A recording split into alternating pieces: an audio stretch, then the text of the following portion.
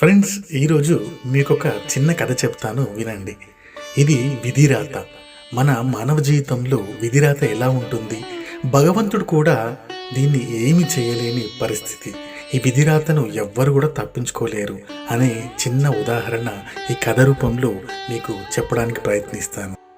ఇంద్రుడి భార్య అయిన ఇంద్రాణి ఒక చిలుకను పెంచుతూ ఎంతో ప్రేమగా చూసుకునేది. ఒకరోజు ఆ చిలుకకు జబ్బు చేస్తుంది. ఇంద్రాణి దిగులుపడి చిలుకను వైద్యునికి చూపిస్తుంది. ఆ వైద్యుడు చిలుకను చూసి ఇక ఈ చిలుక బ్రతకడం కష్టమని చెప్తాడు. ఆ మాట విన్న ఇంద్రాణి పరుగు పరుగున ఇంద్రుని వద్దకు వచ్చి, స్వామి, మీరేం చేస్తారో నాకు తెలియదు, నా చిలుకను బ్రతికించండి, లేదంటే నేను చనిపోతాను అని కన్నీరు పెట్టుకుంటుంది. దానికి ఇంద్రుడు, దీనికే ఇంత ఏడవడం ఎందుకు? అందరి తలరాతలు వ్రాసేది బ్రహ్మే కదా, నేను వెళ్ళి బ్రహ్మను ప్రార్థిస్తాను, నువ్వేం దిగులు పడకు అని బ్రహ్మ దగ్గరికి ఇంద్రుడు వెళ్తాడు.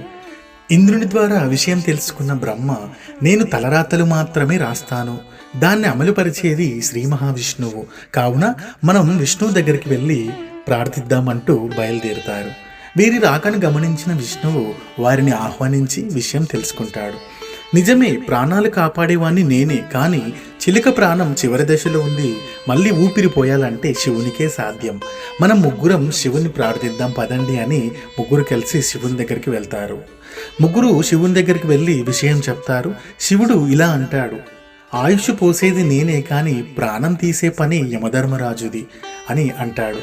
మనం వెళ్ళి యమధర్మరాజుని అడుగుదాం పదండి అంటూ అందరూ కలిసి యమధర్మరాజు దగ్గరికి బయలుదేరుతారు.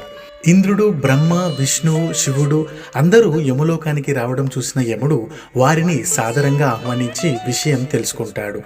అయ్యో, అదేమి పెద్ద పని కాదు, మామూలుగా చావుకు దగ్గరగా ఉన్న వారి పేర్లను వారు ఎలా చనిపోతారు అన్నది ఒక ఆకు మీద రాసి ఒక గదిలో వేలాడదీస్తాము.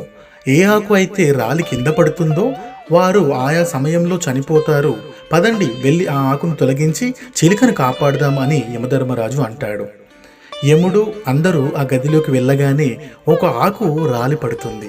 ఆ ఆకు ఎవరిదో అని అందులో ఏమి రాసి ఉందో చూద్దామని ఆ ఆకును తీసి చూడగా ఆ ఆకుపై చిలుక మరణానికి కారణం రాసి ఉంటుంది. ఇలా ఎప్పుడైతే ఈ గదిలోకి ఇంద్రుడు, బ్రహ్మ, శివుడు, విష్ణువు, యమధర్మరాజు ఒకేసారి వస్తారో అప్పుడు చిలుక మరణిస్తుంది అని వ్రాసి ఉంది.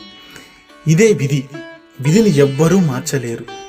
జీవించి ఉన్నప్పుడే ఇతరుల మీద ప్రేమను చూపించండి, ద్వేషించకండి, మన సహాయాన్ని ఇతరులకు అందివ్వడం నేర్చుకోండి. మిత్రులారా, ఈ కథలో నీతిని అర్థం చేసుకున్నారు కదా, అయితే ఈ వీడియోని మీకు కావలసిన వాళ్లకు షేర్ చేయండి. ఇలాంటి మరెన్నో వీడియోస్ కోసం లైక్ చేయండి, ఛానల్ని సబ్స్క్రైబ్ చేసుకోండి. అంతవరకు సెలవు. This is Raj signing off. జై హింద్.